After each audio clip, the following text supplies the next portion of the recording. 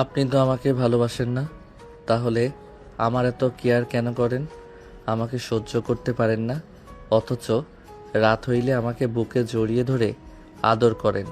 আমি কলেজে গেলে, কারোর সাথে ঝামেলা হইলে আপনার লোক এসে আমাকে বাঁচিয়ে নেয়। কিছু হইলে আপনি আমার পাশে এসে দাঁড়ান। এই যে হাত কেটে গেছে, এখন আপনি আমাকে কত সুন্দর করে খাওয়াই দিচ্ছেন। তারপর বলেন আপনি আমাকে ভালোবাসেন না। জাস্ট শাট আপ, তাড়াতাড়ি খেয়ে নাও, আমাকে অফিসে যেতে হবে। আবার ধমক দিচ্ছেন, এমন করেন কেন? আমার সাথে সুন্দরভাবে কথা বললে কি হয়? নদী রাগী লুক নিয়ে তাকালে আয়ন মাথা নিচের দিকে করে ফেলল। নদী খাওয়াই দিতে লাগলো। আয়ন চুপচাপ খেতে লাগলো। খাওয়া শেষ হলে নদী পানি খাওয়াই দিয়ে হাত ধুয়ে উঠে পড়ল। আয়ন ঠোঁটগুলো চোক্কা করলো। নদী ঘুরে উঠে শাড়ির আঁচল দিয়ে মুছে দিল। আয়ন নদীর পেটের দিকে তাকিয়ে থাকতে দেখে নদী তাড়াতাড়ি করে ঢেকে ফেল। আয়ন সাথে সাথে চোখ সরিয়ে নিল। নদী বলে উঠল, দুপুরে আমার জন্য খাবার রান্না করার দরকার নেই। কাটা হাত দিয়ে কোনো কাজ যেন করতে না দেখি। তাহলে খাবে কি? রেস্তোরাঁয় খেয়ে নেব, তুমি থানায় চলে এসো। ওকে। নদী কথাগুলো বলে আলমারি থেকে ড্রেস বের করে ওয়াশরুমে চলে গেল। ফ্রেশ হয়ে রেডি হয়ে বের হইল। আয়ন নদীর দিকে আর চোখে তাকিয়ে থাকতে লাগলো। নদী আয়নার ভিতর থেকে আয়নকে দেখতে লাগলো। নদী রেডি হয়ে হাতে ঘড়ি পরে নিল। পারফিউম দিয়ে ওয়ালেট ফোন পকেটে রেখে বলে ওঠে, আমি আসছি। আচ্ছা। নদী বের হয়ে গেল। আয়ন ফোন চার্জে রেখে খুলে বাম হাত দিয়ে ফোন চালাতে লাগলো। ওর ফ্রেন্ড কল দিলে আয়ন কল রিসিভ করে বলল, হ্যাঁ দোস্ত বল। পার্কে আয়। কেন? আরে আয়, আসলে বুঝতে পারবি। বাইক চালাতে পারবো না, হাত কেটে গেছে। গাড়ি খুঁজতে টাইম লাগবে। ওকে, আমি সবুজকে পাঠিয়ে দেই, তোকে নিয়ে আসবে। ওকে। আয়ন রাকিবের কথা শুনে ফোন রেখে রেডি হয়ে নিল। রেডি হয়ে চাবি নিয়ে বাসা থেকে বের হয়ে তালা দিয়ে চলে গেল। গেটের সামনে দাঁড়িয়ে থাকলে সবুজ এসে আয়নকে বাইকে তুলে নিয়ে গেল। পার্কের সামনে দুজন নেমে পড়ল। টিকিট কেটে দুজন চলে গেল। রাকিবকে কল দিলে রাকিব কোথায় যেতে হবে রাকিব বলে দিল। দুজন রাকিবের বলার জায়গায় চলে গেল। দুজন গেলে আয়ন হ্যাঁ বলে গেল। রাকিব বলে ওঠে, কেমন সারপ্রাইজ দিলাম। আয়নের এক্স গার্লফ্রেন্ড আয়নকে এসে শক্ত করে জড়িয়ে ধরল। আয়ন জড়িয়ে ধরতে গেলে নদীর মুখটা চোখের সামনে ভেসে উঠল। আয়নোর এক্স গার্লফ্রেন্ড তুলিকে নিজের থেকে সরিয়ে দিয়ে বলল, কেমন আছো? আলহামদুলিল্লাহ ভালো। তুমি আগের থেকে অনেক স্মার্ট হয়ে গেছো। তোমাকে দেখে তো নতুন করে প্রেমে পড়ে গেলাম। পাম কম দাও। এখানে কি করো? তোমাদের কলেজে ট্রান্সফার হয়ে এসেছি। আব্বু এই কলেজেই ট্রান্সফার হয়েছে। ও আচ্ছা, তাহলে তো ভালো হইল, সবাই একসাথে থাকা যাবে। হ্যাঁ চলো ওইদিকে যাই। ওয়েট, তোমার হাতে কি হয়েছে? তেমন কিছু না, কাটাকাটি করতে গিয়ে এই অবস্থা হয়েছে। নিজের রান্না নিজে করো নাকি? হ্যাঁ। বাহ, একদিন আমাদের বিরিয়ানি খাও। ইনশাআল্লাহ। চারজন হাঁটতে লাগলো। তুলি আয়নের সাথে হেসে হেসে কথা বলতে লাগলো। মাঝে মাঝে তুলি আয়নের কাঁধে মাথা দিয়ে হাঁটতে লাগলো। আয়ন তুলিকে সরিয়ে দেওয়ার চেষ্টা করলে তুলি আয়নকে বলে ওঠে, এখনো আগের মতন আছো? একটু একটু। তোমাকে পরিবর্তন করে ফেলবো আস্তে আস্তে তোমাকে। তাই নাকি? হুম। ওকে, দেখা যাবে। সবাই মিলে পার্কে ঘোরাঘুরি করতে লাগলো। দুপুরে আয়নের ফোনে কল আসে। আয়ন চমকে গেল। আয়ন ঘড়ির টাইম দেখে তাড়াতাড়ি করে কল রিসিভ করলো। ওপাশ থেকে কিছু বলার আগেই আয়ন বলল, ও সরি, বুঝতে পারি নাই, ঘুমিয়ে গেছিলাম তো। তুমি আসবে নাকি আমি পাঠিয়ে দেবো পার্সেল? না না, দরকার নাই, আমি আসছি। ওকে আসো। আয়ন কল কেটে দিয়ে বলে উঠল, আমি আসছি। একসাথে লাঞ্চ করব। ভাবলাম তুমি কোথায় যাবে। পরে করব, আজ না, বাই। আয়ন তাড়াতাড়ি করে পার্ক থেকে বের হয়ে রিক্সা নিয়ে সোজা থানার দিকে চলে গেল। থানার সামনে নেমে ভাড়া দিতে যাবে। নদী ভাড়া দিয়ে পড়ল। গাড়িতে ওঠো। আয়ন নদীর সাথে পুলিশের গাড়িতে উঠে পড়ল। সামনে রেস্তোরাঁ, সামনে গাড়ি থামিয়ে দুজন ভিতরে চলে গেল। ভিতরে গিয়ে এক সাইডে টেবিলের সামনে গিয়ে বসলো। আয়ন নদী দুজন অর্ডার দিয়ে দিল। আয়ন নদীর হাতের দিকে তাকিয়ে বলল, হাতে কি হয়েছে আপনার? নদী সাথে সাথে হাত লুকাতে গেলে আয়ন ধরে ফেলে নদী বলে ওঠে, হাত ছাড়ো। এভাবে কেটে গেল কিভাবে? আসামি ধরতে গিয়ে লেগেছে, হাত ছাড়ো। ও অনেকখানি তো সরে গেছে, ব্যান্ডেজ করে নেন নাই কেন? খেয়াল ছিল না, ছাড়ো তো। নদী এক ঝটকায় হাত সরিয়ে নিয়ে বাহিরের দিকে তাকিয়ে থাকলো। আয়ন নদীর দিকে তাকিয়ে থেকে ভাবতে লাগলো, আপনি এত সুন্দর কেন? যত দেখি তত যেন আপনাকে দেখতে ইচ্ছে হয়, আপনাকে খুব কাছে পেতে ইচ্ছে করে। আপনি কি আমাকে কখনোই ভালোবাসবেন না? আয়ন নদীর দিকে তাকিয়ে ভাবতে লাগলো। নদী আয়নের দিকে চোখ গেলে আয়নকে ইশারা করলে আয়ন বলে, কিছু না। আয়নের খাবার আসলে নদী খাবারের প্লেটগুলো টেবিলের উপর রেখে আয়নকে খাওয়াই দিতে লাগলো। আয়ন নদীর দিকে তাকিয়ে থাকলে নদী বলে, কি সমস্যা? এভাবে তাকিয়ে কেন থাকো? আপনার ঠোঁটের নিচের তিলটা আমার কাছে জোস লাগে। দিন দিন লুচ্চামি শুরু করছো নাকি? কই লুচ্চামি করলাম? আপনি তো আমার স্ত্রী। আপনাকে যদি দেখতে না দেন তাহলে আমি কি অন্য মেয়ের দিকে তাকিয়ে থাকব? আপনি যদি আমাকে মেনে নিতে নাই চান তাহলে আমাকে গার্লফ্রেন্ড বানাতে দেন। আয়নের কথা শুনে নদীর আগে টেবিলের উপর জোরে হাত রাখলে আয়ন ভয়ে কেঁপে উঠল। নদীর আগে লুক নিয়ে তাকিয়ে বলল, নেক্সট টাইম যেন এমন কিছু না শুনি। কোনো মেয়েকে দেখে মাথা নষ্ট হয়েছে নাকি? না। হুট করে এইসব কথা কিভাবে বলে? কাহিনী কি? কারোর সাথে রিলেশনে গেছো নাকি? না। হা করো। আয়ন চুপচাপ খাবার খেতে লাগলো। আয়নের খাওয়া শেষ হলে নদী খেতে লাগলো। আয়ন নদীর দিকে তাকিয়ে বলে, আপনার খাবার তো ঠান্ডা হয়ে গেছে। সমস্যা নাই। বাসায় যাবে নাকি বসে থাকবে? আপনার সাথে যাব বাসায়, একা ভালো লাগছে না। আয়নের কথা শুনে নদী কিছু বলল না। খাওয়া শেষ হলে নদী বিল দিয়ে আয়নকে নিয়ে বের হয়ে গেল। আয়ন নদীর সাথে থানায় চলে গেল। আয়নকে দেখে সবাই জিজ্ঞেস করতে লাগলো, কি ব্যাপার, আপনার হাতে কি হয়েছে? পাকনামি করতে গিয়ে হয়ে গেছে। আয়নের কথা শুনে বলে, সাবধানে কাজ করবেন না, যান ম্যাম কেবিনে। আয়ন চলে গেল। আয়ন নদীর কেবিনে গিয়ে টেবিলের উপর থেকে টেনিস বলটা নিয়ে খেলতে লাগলো। নদী চেয়ারে বসে থেকে ফাইলগুলো দেখতে লাগলো। আয়ন ডান হাত দিয়ে বল ধরতে গিয়ে হাতে ব্যথা পেলে নদী রেগে উঠে এসে হাত থেকে বল কেড়ে নিয়ে বলে, চুপচাপ বসে থাকতে ভালো লাগে না নাকি? ধমক দেন কেন? ব্যথা পাইলাম তো। নদী আয়নের হাত ধরে ব্যান্ডেজ খুলে দেখে আরও রক্ত পড়ছে। নদী ফার্স্ট বক্স নিয়ে এসে হাতের রক্ত পরিষ্কার করে হাতের ব্যান্ডেজ করে দিল। আয়ন নদীর কাছ থেকে তুলে নিয়ে নদীর কাটা জায়গা পরিষ্কার করে দিতে লাগলো। পরিষ্কার করে স্টিকার ব্যান্ডেজ লাগিয়ে দিল। নদী আয়নের দিকে তাকিয়ে থেকে চোখ সরিয়ে নিল। নদী ফার্স্ট বক্স রাখতে গিয়ে মুখে হাসি ফুটে উঠল। আয়ন ফোন বের করে হেডফোন পকেট থেকে বের করে গান ভিডিও দেখতে লাগলো। নদী নিজের কাজ করতে লাগলো, মাঝে মাঝে আয়নকে দেখতে লাগলো। হঠাৎ করে আয়নের সামনে রোমান্টিক ভিডিও আসলে আয়ন ভিডিওটা দেখতে লাগলো। হঠাৎ করে পিছন থেকে আয়নের ভাই রাফি ভিতরে এসে নদীকে স্যালুট করলো। আয়ন ভয়ে তাড়াতাড়ি করতে গিয়ে ফোনটা টেবিলের ওপর পড়ে গেল। নদী আয়নের ফোনের স্ক্রিনের দিকে তাকাতেই আয়নের মাথায় রাফি থাপ্পড় মেরে বলল, কি দেখিস এসব? জি ম্যাম। রাফিকে দেখে আয়ন লজ্জা পেয়ে গেল। আয়ন তাড়াতাড়ি করে নদীর সামনে থেকে ফোন নিতে যাবে, সাথে সাথে নদী ফোনটা কেড়ে নিল। আয়ন ভয়ে ঢোক গিলতে লাগলো। নদী রাফির দিকে তাকিয়ে বলল, রাফি সাহেব কিছু বলবেন? ম্যাম আমরা জি বলেন। আমরা এগুলোর প্রমাণ পেয়েছি। রাফি নদীকে প্রমাণগুলো দেখাতে লাগলো। আয়ন ফোন নেওয়ার চেষ্টা করতে লাগলো। আয়নের দিকে রাগি লুক নিয়ে তাকাতেই আয়ন চুপচাপ দাঁড়িয়ে থাকলো। নদী রাফির সাথে কথা বলতে লাগলো। কথা বলা শেষ হলে রাফি বলে ওঠে, ম্যাম আমি তাহলে আসছি, আর পিচ্ছে অনেক ফাজিল হয়ে গেছোস। রাফি কথাগুলো বলে চলে গেল। আয়ন লজ্জায় লাল হয়ে যেতে লাগলো। নদী আয়নের দিকে তাকিয়ে বলল, এই তার কাহিনী? এসব ভিডিও দেখে নারীর প্রতি আসক্তি হচ্ছেন তাই না?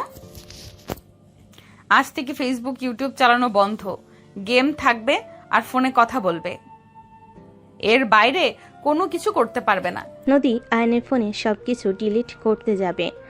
আয়ন নদীর হাত ধরে ফেল। আয়ন বলে ওঠে, আমি কিছু দেখব না, প্লিজ এইসব ডিলিট করবেন না। প্লিজ আমার ভুল হয়ে গেছে, ক্ষমা করে দেন, আর দেখব না। আয়ান অসহায়ভাবে তাকাতেই নদী বলে ওঠে। এসব ভিডিও দেখে মাথা তো নষ্ট করছে।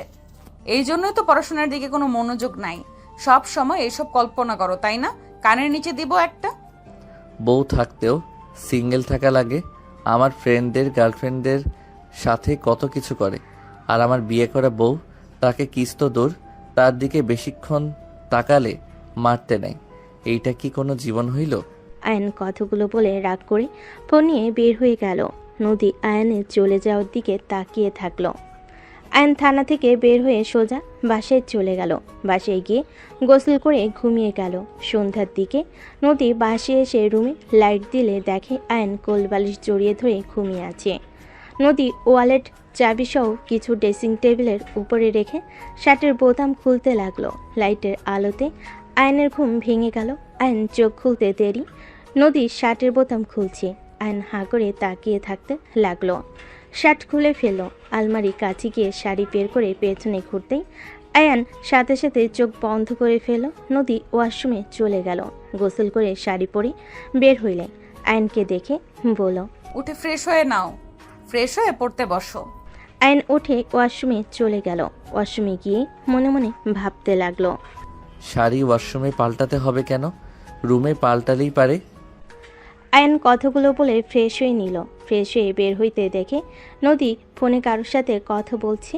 কথা শেষ করে আয়ানকে বলল, আয়ান, সবাই আসবে বাসায়, কাজের বুয়াকে কল দিতে হবে। তুমি কল দিয়ে কথা বলো, আমি বাজার করে আসি। ঠিক আছে। নদী বের হয়ে গেল। আয়ন কাজের বউকে কল দিয়ে আসতে বলে দিল। পড়তে বসলো। পড়তে পড়তে আয়নের বিরক্ত লাগলো।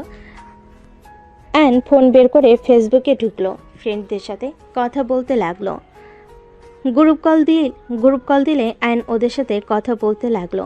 নদী বাজার করে বাসায় এসে ক্লান্ত হয়ে সোফার উপরে বসে পড়ল। আয়ন পানি খেতে বসার ঘরে গেলে দেখে নদী ঘেমে একাকার হয়ে গেছে। আয়ন আস্তে আস্তে ফ্যানটা চালু করে দিল। নদী চোখ খুলে দেখে আয়নকে কিছু বলার আগেই আয়ন বাজারের ব্যাগ নিয়ে রান্নাঘরে চলে গেল। রান্নাঘর থেকে আসলে কলিং বেল বেজে উঠল। আয়নকে খুলে দিল। কাজের বুয়া সালাম দিয়ে ভিতরে ঢুকে রান্নাঘরে চলে গেল। আয়ন নদীর পাশে বসে পড়ল। এত বাজার করবেন, আমাকে আগে বলবেন না? পড়াশোনা কি করলেন নাকি ফোন নিয়ে পড়েছিলেন? আয়ান নদীর আঁচল নিয়ে ওর মুখের গলার ঘাম মুছে দিতে দিতে বলে, পড়ছি তো। আম্মু আব্বু আঙ্কেল আন্টি কখন আসবে? সকালের ভেতরে চলে আসবে। হাত ছড়াও। আর নদীর বুকের উপর থেকে হাত সরিয়ে লজ্জা পেয়ে গেল। নদীর রাগের লুক নিয়ে বলল, খালি মাথার ভিতরে দুষ্টু বুদ্ধি ঘুরে, তাই না? না মানে, ফ্রিজ থেকে একটু পানি নিয়ে এসে দিতে পারবে? ওয়েট। আয়ান রান্নাঘরে চলে গেল। লেবুর শরবত বানিয়ে নিয়ে আসলে নদী ফুরকুচকে তাকালো। আয়ান নদীর দিকে এগিয়ে দিয়ে বলল, খান, ভালো লাগবে। নদীর শরবতটা এক ঢোকে খেয়ে ফেল। আয়নের দিকে তাকিয়ে বলল, থ্যাংক ইউ। ধন্যবাদ বাদে আলতো করে কিসও তো দিতে পারেন। আয়নের কথা শুনে নদী ফুরকুচকে তাকিয়ে বলল, কি বললে? শুনতে পাই নাই, জোরে বলো তো। কই কিছু না তো, আমি আবার কি বলবো? হ্যাঁ, ওয়েলকাম বলছি। গুড, যাও এখান থেকে। আয়ন রুমে চলে গেল। নদী মুচকি হাসি দিয়ে ফোনটা হাতে নিয়ে কাজ করতে লাগলো। রাতে রান্না হয়ে গেলে আয়ন নদী দুজনেই খেতে বসলো। আয়ন ফোন দেখতে লাগলো। নদী খাওয়াই দিতে লাগলো। নদী রাগিয়ে লুক নিয়ে আয়নের দিকে তাকিয়ে বলল, এই ফোনটা রাখবেন? খাওয়ার সময়ও ফোন কেন দেখতে হয় আমি বুঝি না। সারাদিন তো ফোন নিয়েই পড়ে থাকো, তাও কি দেখার আশ মেটে না? ফোন আমার বউ, তাই বউকে দেখতে কান্না ভালো লাগে। বউকে সবসময় দেখতে মন চায়। আয়নের কথা শুনে নদী ধমক দিতে যাবে। আয়ন পানি খেয়ে চলে গেল। নদী আয়নের চলে যাওয়ার দিকে তাকিয়ে থাকলো। ওই রুমে ঢুকে পড়ে নদী খাবার নিয়ে খেতে লাগলো। খাওয়া শেষ করে সব কিছু গুছিয়ে রাখতে রাখতে অনেক রাত হয়ে গেল। রুমে গেলে দেখে আয়ন ঘুমিয়ে গেছে। নদী লাইট অফ করে ডিম লাইটটা জ্বালিয়ে আয়নের পাশে শুয়ে পড়ল। আয়নের মুখখানি দেখে নদী হাত দিয়ে নাকের সাথে নাক ঘষে মনে মনে বলতে লাগলো, আমার ফাজিল বরটা আস্তে আস্তে দুষ্টু হয়ে যাচ্ছে। এত চেষ্টা করেও ফাজিলটাকে সোজা করতে পারলাম না।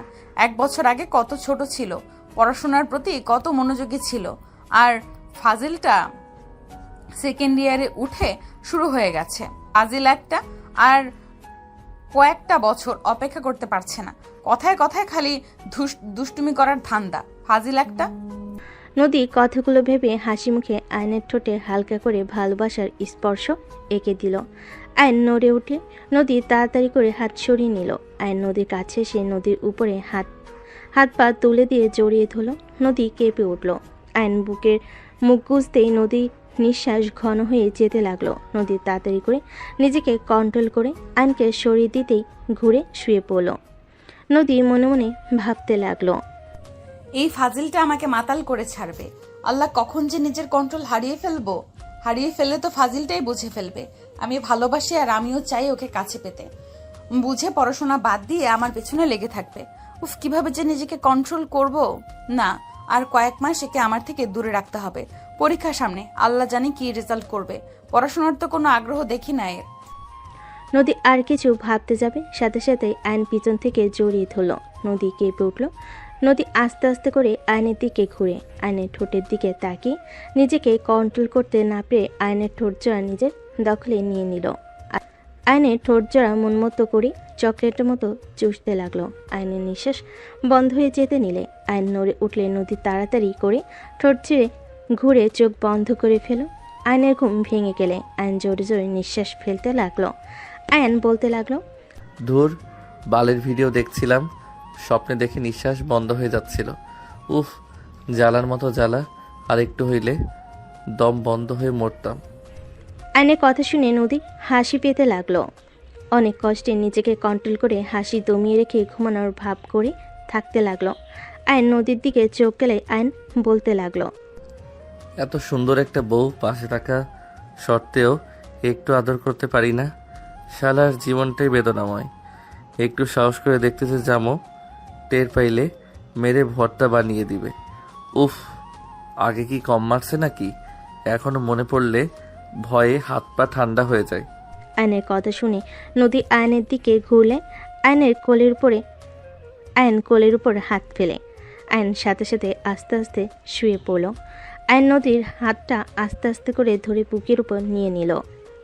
হাতটা কিস করে নদী নড়ে উঠে আয়ন ভয়ে চোখ বন্ধ করে ফেল। নদী চোখ খুলে দেখে আয়ন চোখ বন্ধ করে ফেলেছে।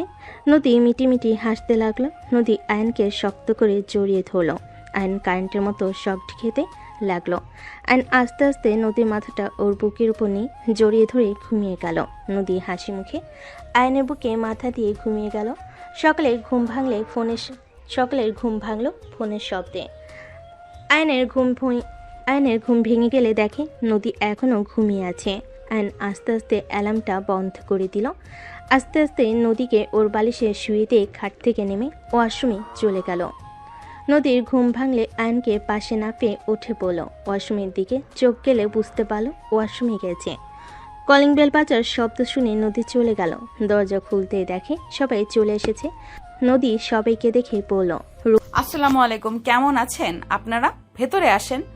ওয়ালাইকুম আসসালাম বৌমা, আমরা ভালো আছি, তোমরা কেমন আছো? আর আয়ান কোথায়? ওই ওয়াশরুমে গেছে, আপনারা বসেন। আপু কি কেবল ঘুম থেকে উঠেছো নাকি? আব্বু আম্মু আপনারা রুমে গিয়ে ফ্রেশ হয়ে নেন, আর তোরা আমার রুমে আয়। রূপার সাথী নদীর সাথে গেল। ওয়াশরুম থেকে বের হয়ে সাথী রূপাকে দেখে বলে, আসসালামু আলাইকুম আপু, কেমন আছেন আপনারা? ওয়ালাইকুম আসসালাম, আমরা ভালো আছি। তা আয়ান, কি অবস্থা তোমার? এই তো ভালো। ওই, তুই আয়ানকে নাম ধরে ডাকিস কেন? ও তো আমার ছোট, তো ওকে নাম ধরে ডাকবো না? সম্পর্কে ওই তোর বড়, তাই ভাইয়া বা দুলা ভাই বলে ডাকবি। ঠিক আছে।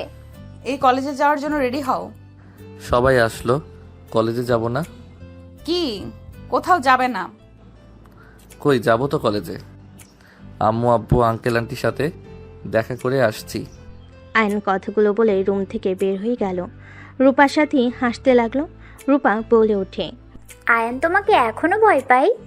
আমি তো ভেবেছিলাম এতদিনে তোমাদের মাঝে অনেকটা দূরত্ব দূর হয়ে গেছে। চুপ কর, যা দুজনে ফ্রেশ হয়ে নে। আপু, এইভাবে যদি রাখো, আমরা কি খালামণি এই জন্মে হতে পারবো? খুব পাকনা হয়ে গেছস তাই না? থাপ্পড় মেরে সব দাঁত ফেলে দেব। ধুর, তোমাকে কিছু বললে রেগে যাও কেন? একটু ফ্রি মাইন্ডের হতে পারো না? রূপা আপু ভালো, কত ফ্রি। আমার হাত কি আমি একটু দেখাবো? আরে না না, আমি তো মজা করছি। রূপা আপু চলো ফ্রেশ হয়ে নি। দুজন ফ্রেশ হয়ে চলে গেল। ওরা ফ্রেশ হয়ে আসলে নদী ফ্রেশ হয়ে নিল। রান্নাঘরে গিয়ে সব কিছু গরম করে সবাইকে খেতে দিল। আয়নকে নদী খাওয়াই দিতে লাগলো। আয়ন বলে ওঠে, আন্টি আঙ্কেল, আপনাদের কিছু বিচার দেওয়ার ছিল। কিসের বিচার বাবু? আপনার মেয়ে খালি আমাকে কথায় কথায় মারতে আসে আর ধমক দেয়, খালি একটু ভালোবাসে না। এখন আরও আমার উপরে বেশি অত্যাচার করে। আয়নের কথা শুনে সবাই নদীর দিকে তাকাতে নদী আয়নের দিকে রাগী লুক নিয়ে তাকিয়ে থেকে বলল, থাপ্পড় খাওয়ার ইচ্ছে জাগছে নাকি? তাই আব্বু আম্মু আমাকে কি বলবে? আঙ্কেল আন্টি ওই ঠিক মতো পড়তে বসে না। আমি যদি বলি ওই আমার চোখের আড়ালে কত কিছু করে জানেন, বলবো নাকি কি কি করো? আয়নের আব্বু আম্মু রাগী লুক নিয়ে তাকাতে আয়ন ভয়ে ঢোক গিলে বলতে লাগলো, আমার কলেজের সময় হয়ে গেছে, বাই। আয়ন উঠে সোজা রুমে গিয়ে ব্যাগ নিয়ে দৌড়ে বের হয়ে গেল। নদী বলে উঠল, ওই সাবধানে যাও, পানি তো খেয়ে যাবে নাকি? বাইরে খেয়ে নিব, টাটা। আয়ন কথাগুলো বলে বের হয়ে গেল। নদীর আম্মু বলে, নদী, আয়ান কিন্তু তোর হাজবেন্ড। ওই তোর বয়সে ছোট হলো, ওই তোর হাজবেন্ড, তুই ওর স্ত্রী।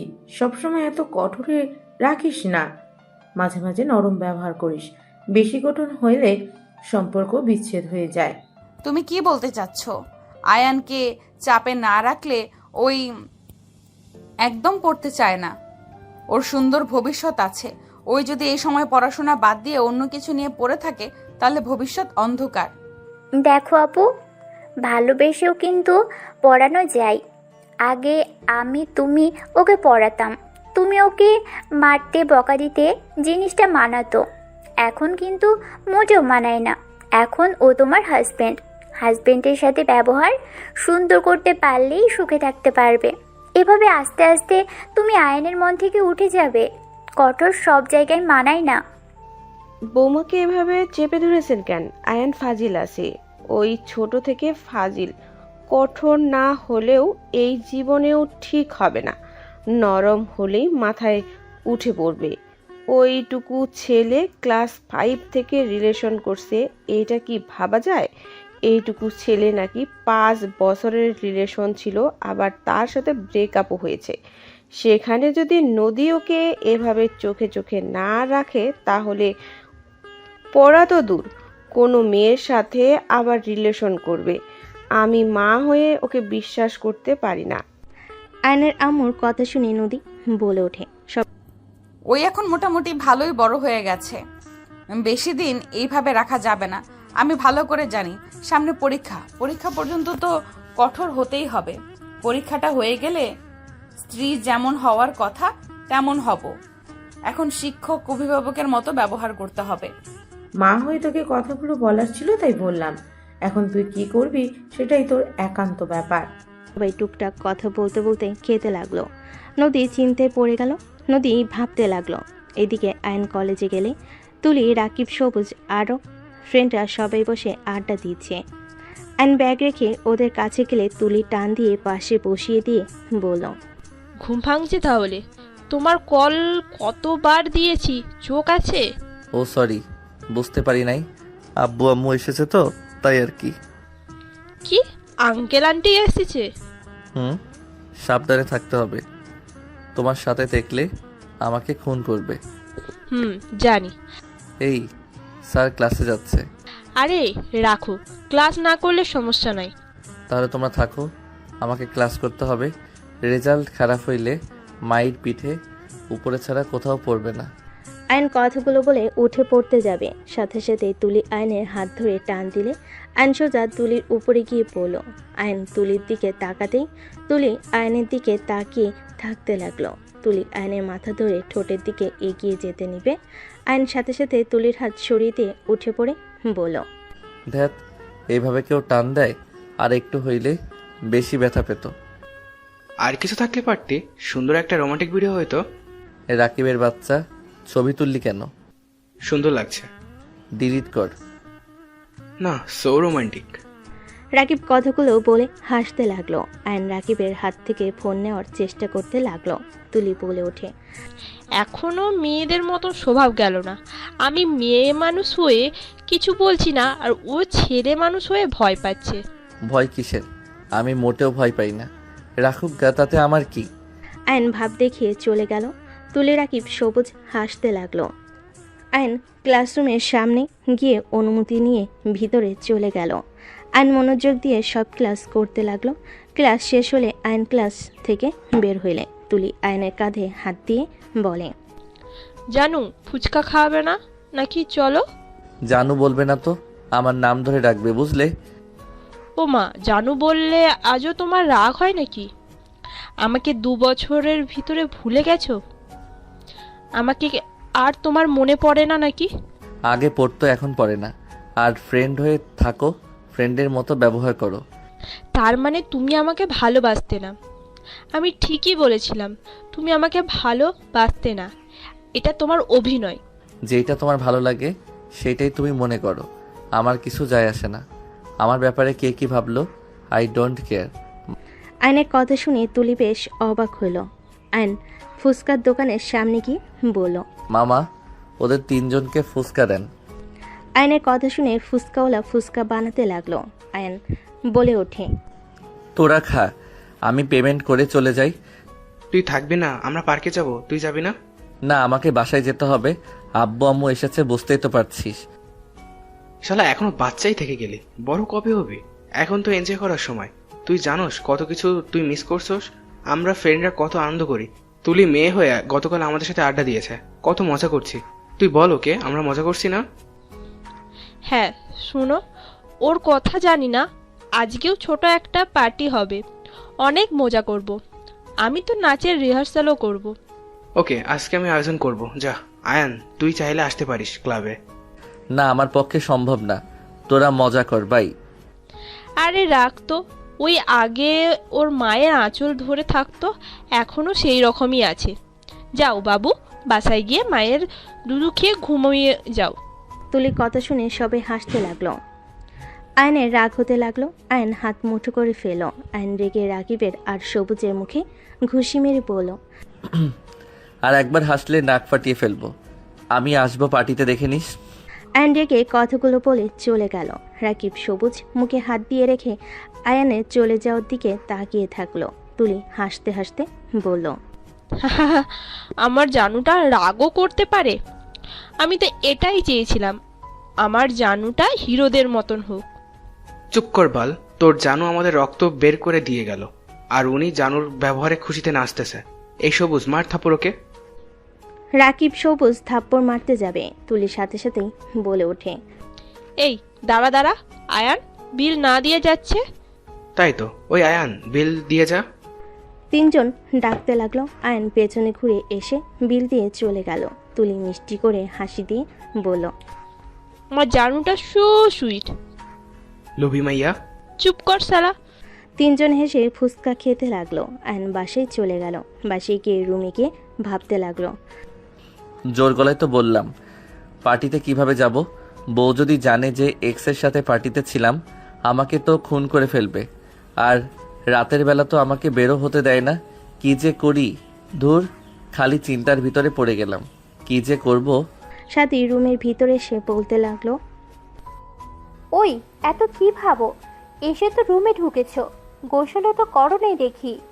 আপনার আপু থানায় গেছে নাকি? তা কি নিয়ে এত ভাবো? কিছু না। যাও গোসল করে আসো, খাবার দিই। খাবো না, গোসল করে ওনার কাছে যাব। আয়ন উঠে আলমারি থেকে শার্ট প্যান্ট নিয়ে গোসল করতে চলে গেল। গোসল করে শার্ট প্যান্ট চেঞ্জ করে বাহিরে এসে বারান্দায় ভেজা শার্ট প্যান্ট শুকাতে দিল। সাথী খাটে শুয়ে থেকে ফোন টিপতে লাগলো।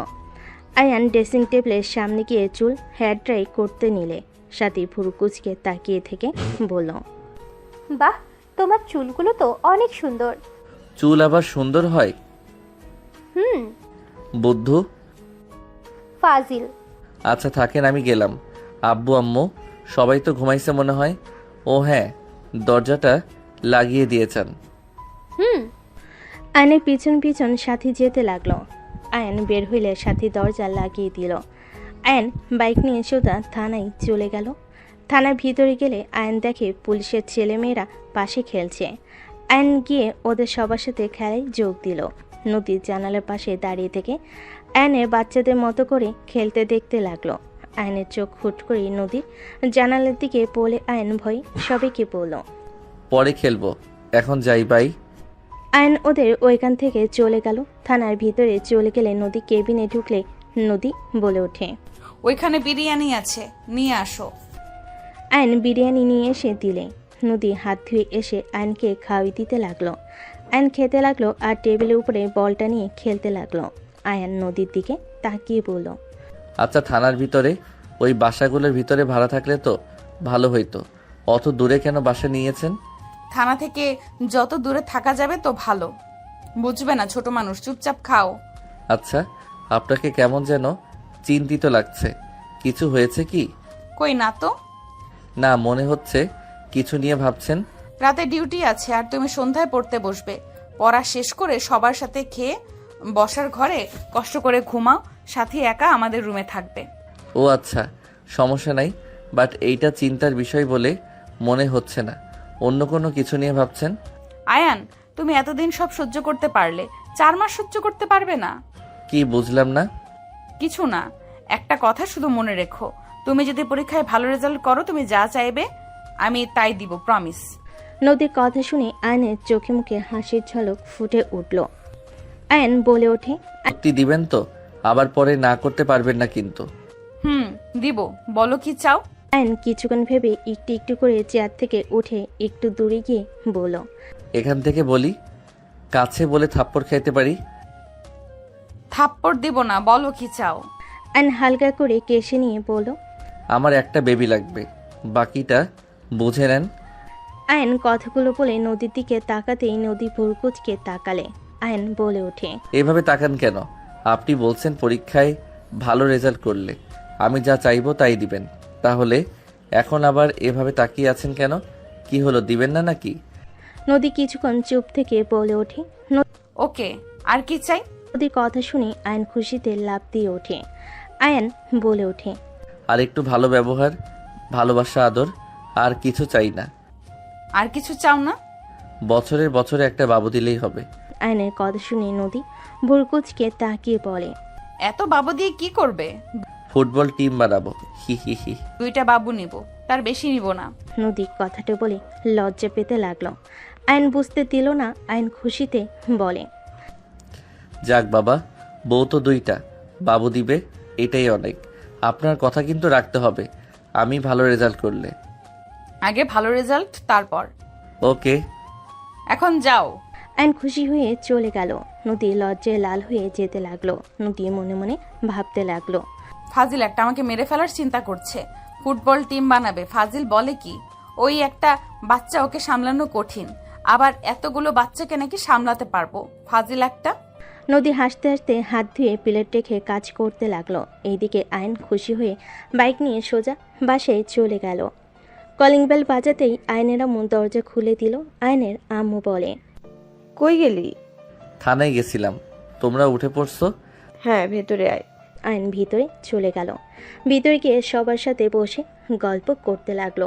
সাথী বলে ওঠে, কি ব্যাপার, তোমাকে একটু বেশি খুশি লাগছে? আপুকে নাইট ডিউটি করার কথা শুনে খুশি নাকি? আরে ধ্যাত, বউ ধমক বা রাগ দেখালে কি হবে? বউ না থাকলে ভালো লাগে না, বউ দূরে গেলে কেউ খুশি হয় নাকি? আয়নের কথা শুনে সবাই মিটিমিটি হাসতে লাগলো। সাথী বলে ওঠে, তাহলে এত খুশি কেন?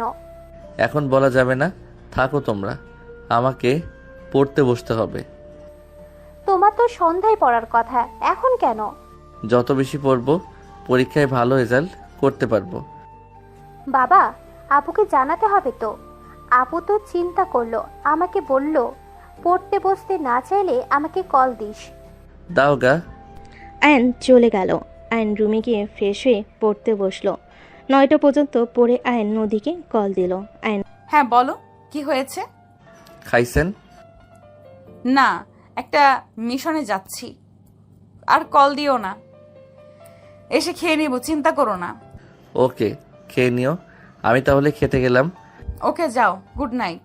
গুড নাইট বলে কল কেটে খাবার খেতে চলে গেল। আয়নের আম্মু আয়নকে খাওয়াই দিতে লাগলো। নদীর আম্মু বলে ওঠে, তোমার হাত কাটলো কিভাবে? পেঁয়াজ কাটতে গিয়ে হুট করে ভাজি পুড়ে যেতে নিয়েছিল, ওইদিকে হাত দিয়ে চাকুটার সাথে লেগে কেটে গেছে। সাবধানে কাজ করবে না? তুই রান্না শিখছিস? ইউটিউব দেখে করতে চাইছিলাম, বউ তো কাজ করে এসে আবার রান্না করতে কষ্ট হয়, তাই আমি করতে নিয়েছিলাম। ভুয়া তো কয়েকদিনের ছুটি নিয়েছিল। ও আচ্ছা। অ্যান্ড সবার সাথে কথাবার্তা বলতে লাগলো আর খেতে লাগলো। খাওয়া শেষ হলে কিছুক্ষণ সবার সাথে কথাবার্তা বললো। আয়ান বলে ওঠে, আচ্ছা, আমি আমার ফ্রেন্ডের বাসায় যাব, তোমরা ঘুমিয়ে পড়ার কাউকে যেন বলো না, রেগে যাবে। কোন বন্ধুর বাড়িতে? রাকিবের আপনি চিনবেন না, রূপা আপু চিনত। বাই। কোন বাসায় রে? আসবি নাকি? আমার ফ্ল্যাটে আয়। ওকে। আয়ান চলে গেল। সবাই কই? ওই রুমে। রুমে গেলে দেখে ড্রিঙ্কসের বোতল সাথে আরো অনেক কিছু নিয়ে এসেছে। রাকিব বলে ওঠে, দোস্ত নে। না, আমি ড্রিঙ্কস করব না, তোরা কর।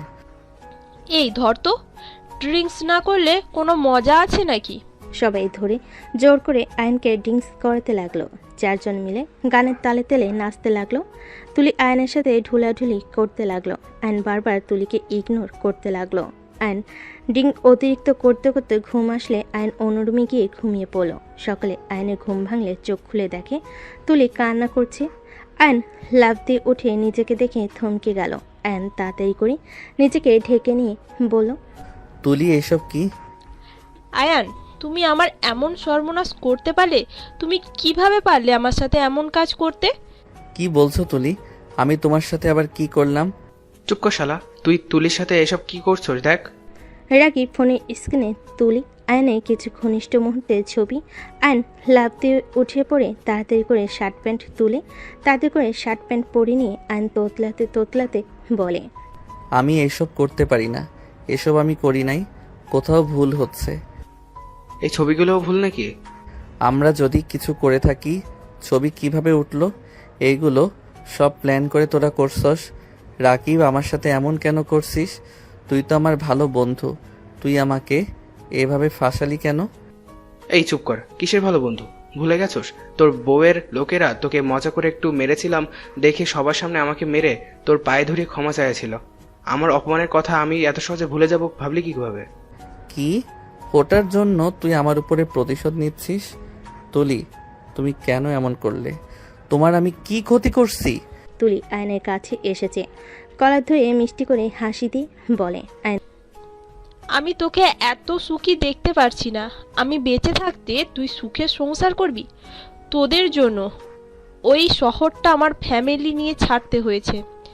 এত সহজে সব ভুলে গেছি ভেবে নিয়েছিস? তোর জন্য আমাদের ফ্যামিলিকে কত অপমান হইতে হয়েছে, ভুলে গেছিস সব? আর শুন, এইসব যে ফেল সেটাও আমরা চারজন জানি, আর কেউ তো জানে না।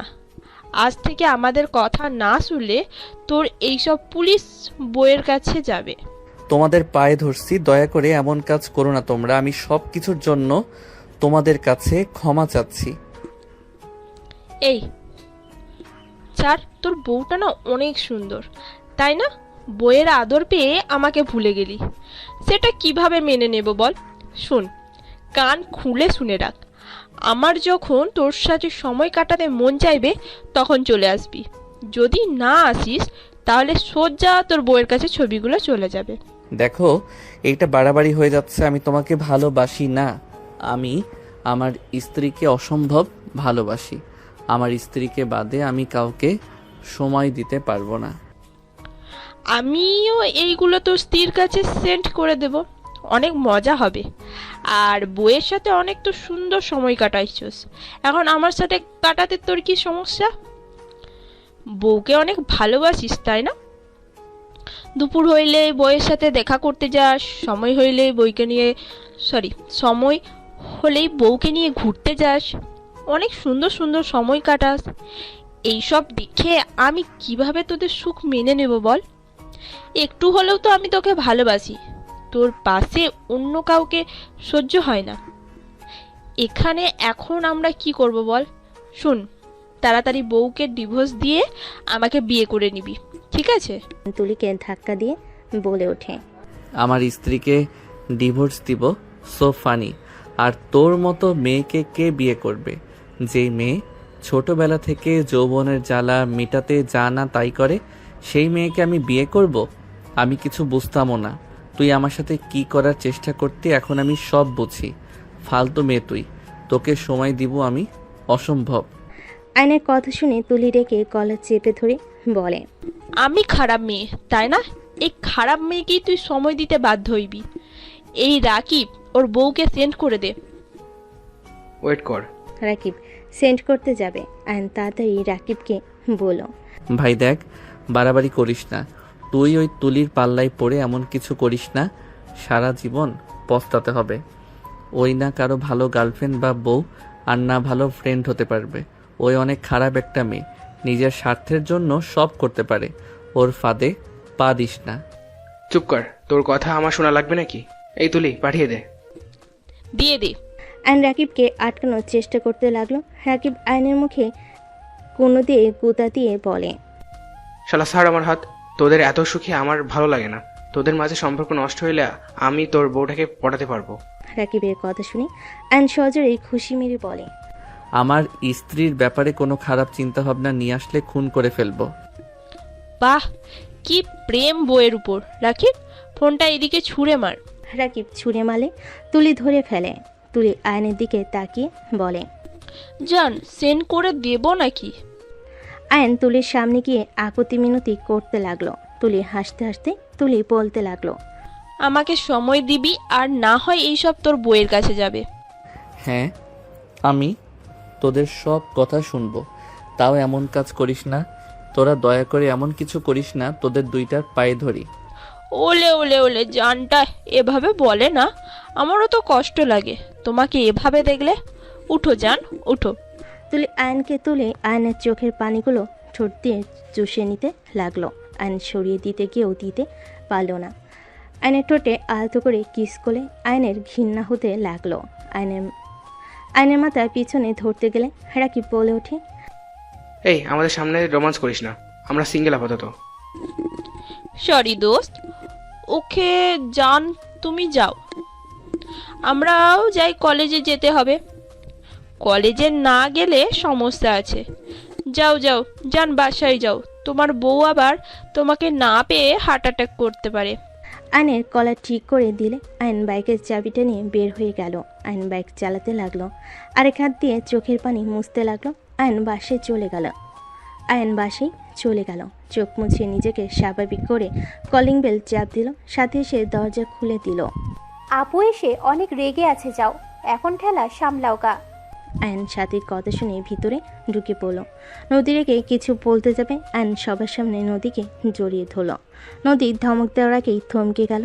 সাথী বলে ওঠে, বউকে রুমে গিয়ে জড়িয়ে ধরো, সবার সামনে একটু লজ্জা করো। সাথী চুপ কর। আয়ান, কি হয়েছে? তোমার কিছু হয়েছে নাকি? আয়ান, এখানে তো তোমার আব্বু আম্মু আছে, তারপর তোমার মন খারাপ কেন? আয়ান, কি হয়েছে আমাকে খুলে বলো। আমি আপনাকে ঠকাই নাই, বিশ্বাস করেন, আমি আপনাকে ভালোবাসি। আয়নের কথা শুনে নদী সবাই থ হয়ে গেল। আয়নকে নদী বলতে লাগলো, আমি জানি তো তুমি আমাকে ভালোবাসো, কিন্তু তোমার কি হয়েছে? কান্না কেন করছো? আয়ন নদীকে ছেড়ে দিয়ে রুমে চলে গেল। নদী অবাক হয়ে আয়নের চলে যাওয়ার দিকে তাকিয়ে থাকলো। আয়নের আম্মু বলে ওঠে, কি হলো হঠাৎ ওর? হয়তো রাতে আমাকে না দেখতে পেয়ে মিস করছে, এই জন্য কান্না করে দিয়েছে। এর আগেও এমন হয়েছে। বাদ দেন, আমার অনেক ঘুম পাচ্ছে। বাপ্পা, কি ভালোবাসা। নদী রুমে চলে গেল। নদী রুমে গেলে দেখে আয়ন ওয়াশরুমে চলে গেছে। নদী খাটে শুয়ে পড়ল। নদী আয়নের কথা ভাবতে লাগলো। আয়ন গোসল করে পোশাক পরিবর্তন করে ওয়াশরুম থেকে বের হয়ে বারান্দায় শার্ট প্যান্ট মেলে দিয়ে রুমে আসলো। আয়নকে দেখে নদী বলল, সত্যি করে বলো তো কি হয়েছে? আর সারা রাত কোথায় ছিলে? আপনাকে মিস করছিলাম তাই। সারা রাত কোথায় ছিলে? বন্ধুর বাসায়। কোন বন্ধু? এত প্রশ্ন উত্তর দিতে ভালো লাগে না, আপনি ঘুমান। সারা রাত তো জেগেছিলেন। আমি কলেজে যাব। কলেজে যেতে হবে না, আমার কাছে আসো। আয়ন নদীর কাছে গেলে নদী আয়নকে জড়িয়ে ধরে বলল, মিস করছো আমায়? হুম। দেখো, আমি তোমার জন্য নাইট ডিউটি করতে চাই না, বাট আজকে উপায় ছিল না, তাই করতে হয়েছে। প্লিজ মন খারাপ করো না। আমি দেখলাম যে তোমার আব্বু আম্মুও আছে, ও তো সমস্যা হবে না। আপনি ঘুমান, আমি কলেজে যাব। ঠিক আছে, খাবার নিয়ে আসো, খাওয়াই দেই। ক্ষুধা লাগছে না, বাহিরে থেকে খেয়ে নিব। ওয়ালেট থেকে টাকা নিয়ে যাও, মাস তো শেষের দিকে, টাকা মনে হয় নাই, নিয়ে যাও। 500 টাকা নিলাম। ওকে, বাইকে তেল আছে কি? আছে। সাবধানে যাও। ওকে। আয়ন ব্যাগ নিয়ে বাইকের চাবি নিয়ে বের হয়ে গেল। আয়ন কলেজে গেলে তুলিও বাইক থামিয়ে বলল, হাই সুইটার্ট, জান একটু নামিয়ে দাও না। আপনি নামেন, আপনার কি পা নাই নাকি?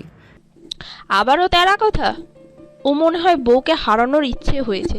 আয়ন সাথে সাথে তুলিকে ধরে বাইক থেকে নামিয়ে দিল। তুলি গালে কিস করে বলে, জান ব্যাগ দুইটা রেখে ছাদে আসো, ঠিক আছে? ক্লাস করতে হবে।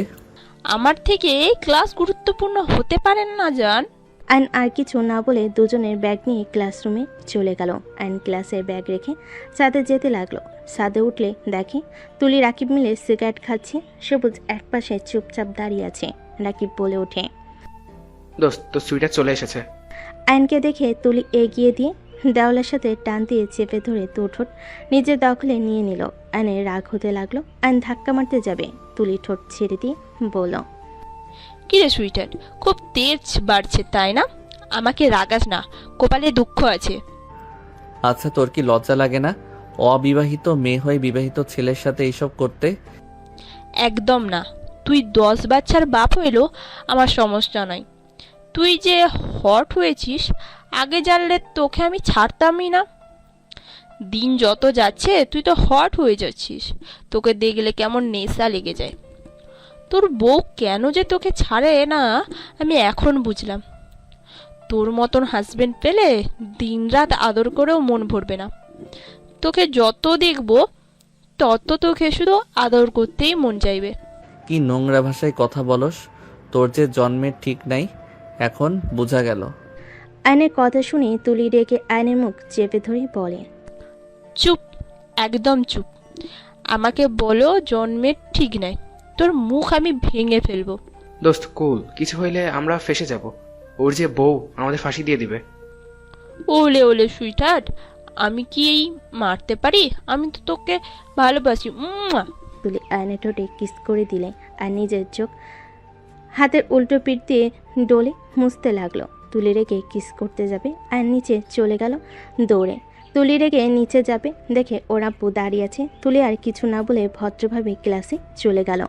তুলি আয়নের পাশে বসে পড়ল। আয়নের হাঁটু চেপে ধরে দাঁতে দাঁত চেপে বলল, আমাকে রাগাস না, তাহলে পস্তাতে হবে তোকে।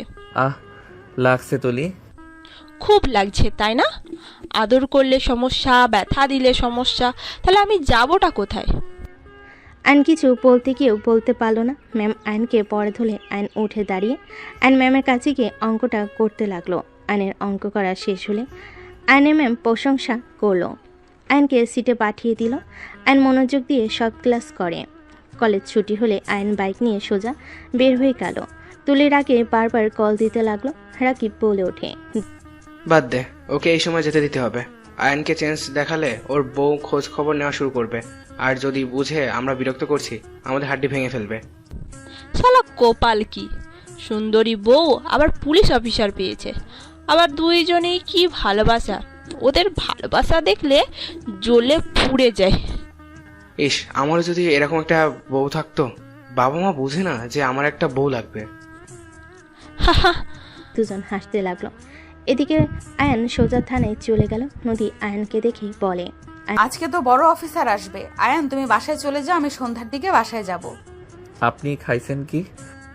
মিটিং এর পর খাবো, তুমি যাও। ওকে। চলে গেল। থানা থেকে বাসায় গিয়ে সোজা রুমে গিয়ে ফ্রেশ হয়ে নিল। আয়ন খাটের উপরে বসে থাকতে লাগলো। আয়ন আয়নাতে নিজেকে দেখে ঘৃণা হতে লাগলো। আয়ন সামনে পিন দেখে পিন তুলে চোখে আঘাত করতে যাবে, তখনই সাথী এসে বলে, আয়ান কি করছো? কই কিছু না তো। খাবার খেয়ে নাও গা, যাও আন্টি ডাকে। রূপা আপু কি ভাইয়ার কাছে গেছে নাকি দেখি না তো। আয়নের কথা শুনে সাথী খাটের উপরে বালিশ কোলে নিয়ে জড়িয়ে ধরে বলে, সবাই সবার স্বামীর কাছে চলে যায়, আর আমি একমাত্র সিঙ্গেল। দিনরাত খেয়ে ঘুমিয়ে দিন পার করি। আয়ন সাথীর কথা শুনে হাসি দিয়ে বলে, তো বিয়ে করে ফেলেন। এখনো দেরি আছে, এত তাড়াতাড়ি বিয়ে দেবে না। তোমার তো ভাগ্যটাই ভালো, রাফি ভাইয়া আপুকে বিয়ে না করে রূপা আপুকে করে নিল। মাঝখানে তুমি নদী আপুকে বিয়ে করতে পারলে। আমার ভাগ্যটাই খারাপ। সাথীর কথা শুনে আয়ন হাসতে লাগলো। আয়ন সোফায় শুয়ে পড়ে বলল, আহারে বেচারি আপু, ঘুমিয়ে যাও। তোমার কপালে বিয়ে নাই, ঘুম দাও আর খাবার খেয়ে বাঁচো। মজা নাও নাকি? কই না তো। যাই হোক, দরজাটা একদম খুলে দিয়ে ঘুমিয়ে যাইয়েন, আমারও ঘুম পাচ্ছে। আয়ন ঘুরে শুয়ে পড়ল। সাথী দরজা একদম খুলে দিয়ে কাঁথা শরীরের উপর দিয়ে ঘুমিয়ে গেল। সন্ধ্যার দিকে নদীর রুমে এসে লাইট জ্বালিয়ে দেখে দুজন ঘুমাচ্ছে। আয়ন সোফায় থেকে পড়ে যাবে, সাথে সাথে নদী গিয়ে ধরে ফেলে। আয়ন ঘুম ভেঙে গেলে নদীকে দেখে উঠে বসে পড়ল। নদী বলে ওঠে, আর একটু হইলে পড়ে যেত। কখন এসেছেন? এই তো কিছুক্ষণ হইল। থাকো, গোসল করে আসি। ওকে। নদী আলমারি থেকে শাড়ি বের করে ওয়াশরুমে চলে গেল। সাথে ঘুম ভাঙলে আয়নকে দেখে বলে, তোমার ঘুম ভাঙছে? হ্যাঁ। আপু এসেছে নাকি? সাথে কণ্ঠ শুনে আয়ন সাথীর দিকে তাকিয়ে পড়ল। আয়ন সাথী দুজনেই ফোন হাতে নিয়ে ফোন চালাতে লাগলো। নদী গোসল করে বের হইলে আয়ন নদীর দিকে তাকিয়ে থাকলো। নদী আয়নের শার্ট প্যান্টগুলো নিয়ে ভাঁজ করতে করতে আলমারিতে রেখে দিল। আয়ন ফ্রেশ হতে চলে গেল। আয়ন ফ্রেশ হয়ে আসলে সাথী চলে গেল। নদী ড্রেসিং টেবিলের সামনে দাঁড়িয়ে থাকলে আয়ন নদীকে পিছন থেকে জড়িয়ে ধরলে নদী কেঁপে ওঠে। আয়নের দিকে ঘাড় ঘুরিয়ে রাগী লুক নিয়ে তাকিয়ে বলল, যাও পড়তে বসো। ফাজলামি করো, ছাড়ো বলছি। আয়নকে সরিয়ে দিল। আয়ন পড়তে বসলো। নদীকে কিছু না বলে আয়নের ফোন বাজতে লাগলো। আয়ন বারবার কল কেটে দিতে লাগলো। তুলি কিছু SMS দেখে আয়ন ফোন নিয়ে বলল, আমি একটু বাইরে যাব। পড়া বাদ দিয়ে বাহিরে কেন? চকলেট খাবো। ওকে যাও, তাড়াতাড়ি এসো। আয়ন বাসা থেকে বার হয়ে গেল। বাইক নিয়ে বের হয়ে সোজা তুলির বলা জায়গায় চলে গেল। তুলি আয়নকে পেয়ে সোজা আয়নের ঠোঁটের উপর হামলে পড়ল। আয়নকে শক্ত করে জড়িয়ে ধরে 3 মিনিট পর ছেড়ে দিয়ে বলে, সুইট হার্ট, তোমার ঠোঁটের স্পর্শ না পেলে আমার তো ঘুম হারাম হয়ে যাচ্ছে। যাই করতে যাই তোমার চেহারাটাই ভেসে ওঠে। তোমার ঠোঁটে কি জাদু আছে সুইট হার্ট? আয়ন ধাক্কা দিয়ে বলে, আমার ঠোঁটে জাদু না, তোর মনে নোংরামি বাসা বেঁধে রাখছস তাই। এই যে আবার রাগ তুলে দিচ্ছ। আমি যত ভাবি ভালো ব্যবহার করব, তত তুমি আমাকে এমনভাবে কথা বলো যে তোমাকে আঘাত করতে বাধ্য হইতে হয়। তুলি কথাগুলো বলে সোজা আয়নের বুকে ঘুষি মারলে আয়ন বুকে হাত দিয়ে কেঁপে উঠল। তুলি রেগে বলে, এখানে তোর বউকে রেখেছি, তাই এখান থেকে তোর বউকে কিভাবে বের করতে হয় সেটা আমার ভালো করেই জানা আছে। আমার মাথা নষ্ট করিস না, তোর জন্য মোটেও ভালো হবে না। আমাকে যেতে হবে। আমি চকলেট কেনার কথা বলে এখানে এসেছি। যদি আমি না যাই আমাকে খুঁজতে মানুষ পাঠিয়ে দিবে। যা, সকালে কলেজে আসিস কিন্তু। আয়ন কিছু না বলে চলে গেল। আয়ন চকলেট কিনে বাসে গেল। আয়ন পর টেবিলে বসে সাথীকে চকলেট দিয়ে নিজে খেতে লাগলো। আয়ন পড়ার প্রতি মনোযোগ দিতে কেউ পারছিল না। বারবার বিবেক বাধা দিতে লাগলো। আয়ন মনে মনে নিজের সাথে যুদ্ধ করতে লাগলো। আয়ন ভাবতে লাগলো, আমি নদীকে ঠকাচ্ছি। আমি কিভাবে ওদের থেকে মুক্তি পাবো? এভাবে চলতে পারে না। ওকে দেখতে ঘৃণা হয়। একটা মেয়ে এতটা খারাপ কি করে হতে পারে? লজ্জা শরম বলে কি কিছুই নাই? কিভাবে আমার সাথে এমন করতে পারে? আয়ন কথাগুলো ভাবছিল, তখন নদী এসে পাশে বসলে আয়নকে বলে ওঠে, কি ভাবো এত? চকলেট খাবেন? নদী আয়নের মুখ লাগা জায়গা থেকে চকলেট কামড় দিয়ে খেতে লাগলো আর আয়নকে পড়াতে লাগলো। আয়ন নদীর হাত বারবার স্পর্শ করতে লাগলো। নদী আয়নের স্পর্শে কেঁপে উঠতে লাগলো। আয়নকে বুঝতে না দিয়ে বলে, মনোযোগ দিয়ে পড়ো, আমি আসছি। নদী কথাগুলো বলে চলে গেল। 9টার দিকে সবাই খাবার খেতে ডাক দিলে আয়ন সাথে খাবার খেতে চলে গেল। আয়ন খাবার খেতে লাগলে খাওয়া শেষ করে সবার সাথে আড্ডা দিতে লাগলো। সবার সাথে আড্ডা দিতে দিতে আয়নের মন ভালো হয়ে গেল। সব কিছু ভুলে গিয়ে আয়ন মজা করতে লাগলো। 12টার দিকে আয়নের আম্মু বলে, অনেক রাত হয়ে গেছে, সবাই যাও ঘুমিয়ে পড়ো।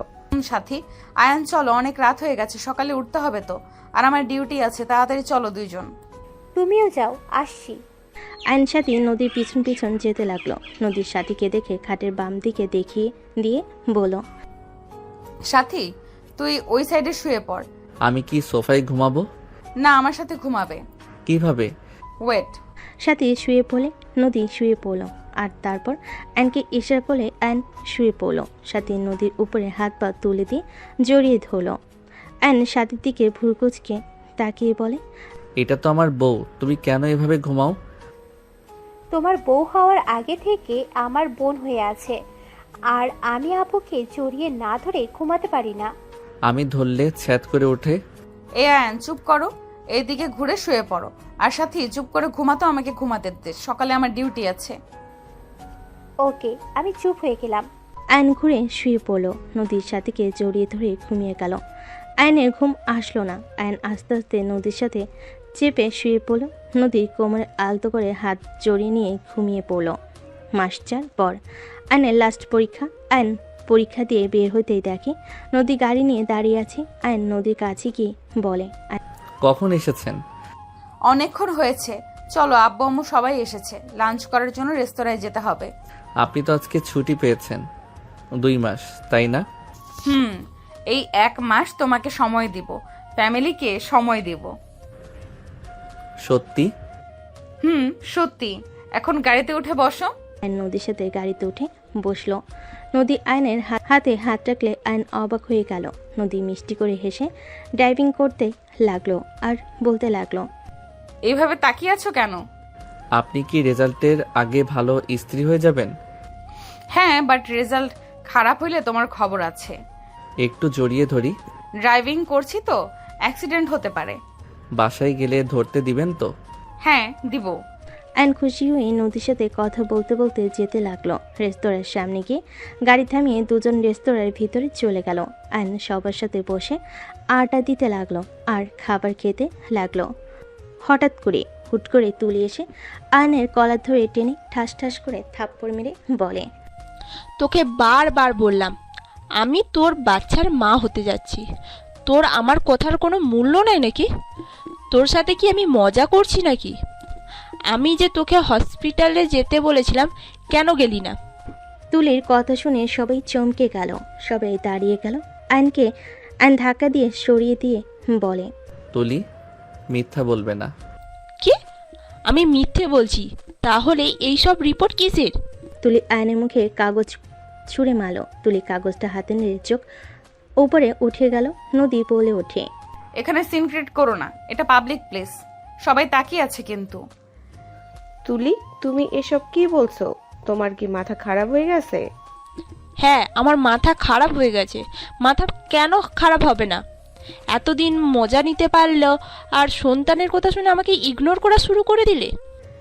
তুলি চুপ করো, সবাই দেখছে, আমরা বাসায় গিয়ে কথা বলি। তুলি কিছু বলবে তার আগে রূপার সাথী তুলিকে ধরে নিয়ে যেতে লাগলো। সবাই যেতে লাগলো।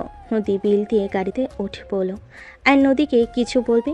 নদী বলে, চুপ, এখানে আমি কিচ্ছু শুনতে চাই না। নদীর ধমকে সবাই চুপ করে থাকলো।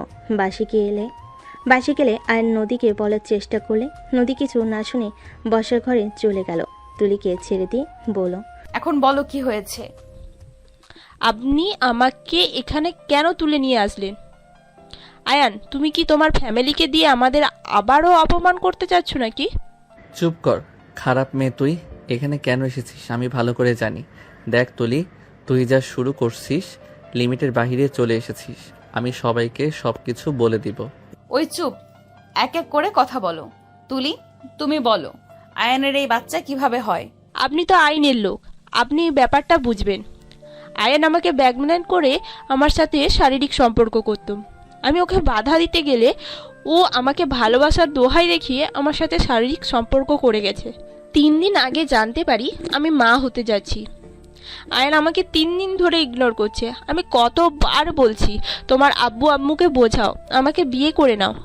আয়ান সেটা শুনতে রাজি না। ওই আমাকে বারবার এক কথা বলে, আমাকে কেউ মেনে নিবে না। শয়তান মাইয়া, মিথ্যা কথা বলবি না। আমি তোর সাথে কোনোদিনও শারীরিক সম্পর্ক করি নাই। তুই আমার সাথে জোর করে করার চেষ্টা করে বাধ্য হয়েছস। তুই মিথ্যা বলিস না, তুই একদিন মরবি, একটু মরার ভয় কর। Ayaan just shut up. Tuli, তোমার সাথে যে আয়ান এইসব করেছে তার কোনো প্রমাণ আমাকে দেখাতে পারবে? আর তোমাদের রিলেশনের ব্যাপারে আর কে কে জানে? ওর ফ্রেন্ডরাও জানে। রাকিব সবুজকে জিজ্ঞেস করতে পারেন। ওদের কল দাও, কল দিয়ে এখানে আসতে বলো। নদী, বিশ্বাস করো, ওই সব মিথ্যা কথা বলছে। আমি ওর সাথে কিছু করি নাই। ওই যে পিক দেখাতে চাচ্ছে সব মিথ্যা। ওরা আমাকে ফাঁসিয়ে দিয়েছে। তোমাকে চুপ থাকতে বলেছি আয়ান, আমার মুখের উপরে কথা বলো না। তুলি রাকিব সবুজকে কল দিয়ে আসতে বলে দিল। তুলি কান্না করতে লাগলো অ্যান্ড চিল্লাই বলতে লাগলো, নাটক আর করিস না, মিথ্যা নাটক করে লাভ নাই। তুই আমাকে আজ এভাবে ফাঁসাচ্ছিস। তুই হয়তো আজ জিতে যেতে পারিস, কিন্তু ভুলে যাস না, সত্যি কখনোই চাপা থাকে না। তুই আমার সাথে প্রতিনিয়ত যা করছস তুই দেখে নিস, তুই কোনোদিনও সুখী হতে পারবি না। আয়ান, তুমি আমাকে যদি ভালো নাই বাসো তাহলে কেন আমার সাথে এতদিন মিথ্যে ভালোবাসার নাটক করলে? আয়ান, তোমার দোহাই লাগে, আর সবার সামনে আমাদের সন্তানকে অস্বীকার করো না। আয়ান, ওই তো এই দুনিয়াতে আসেই নাই, দুনিয়ায় এসে বড় হইলে ওর বাবা পরিচয় ছাড়া ওর জীবনটা নষ্ট হয়ে যাবে। আয়ান, আমার কথা বাদ দিলাম, আমাদের সন্তানের কথা ভেবে তুমি তোমার পায়ের নিচে আমাকে জায়গা দাও। তুলি কান্না করতে করতে কথাগুলো বলে আয়নের পায়ের কাছে বলে আয়ন রেগে বলে ওঠে, কিসের সন্তান? তুই মিথ্যা রিপোর্ট বানিয়ে নিয়ে এসেছিস। তুই এত খারাপ যে ছোট বাচ্চার নাম করে সবার সামনে আমাকে খারাপ বানাতে চাচ্ছিস। আয়ান, তুমি ভালো করে জানো আমার পেটে তোমার সন্তান। আয়ান, আর অস্বীকার করো না। আঙ্কেল আন্টি, আপনারাও কি আয়নের মতন আমাকে তাড়িয়ে দেবেন? আঙ্কেল আন্টি, আপনারা তো সব সময় অন্যায়ের পথে থেকেছেন। আজ আপনাদের বংশের প্রদীপকে আপনার ছেলে অস্বীকার করছে। আপনারাও কি না করবেন? একজন সন্তান বাবার পরিচয় ছাড়া চলাটা কতটা কষ্টকর সেটা একমাত্র ওই সন্তান জানে যাদের বাবা তাদের সন্তানদের অস্বীকার করেছে।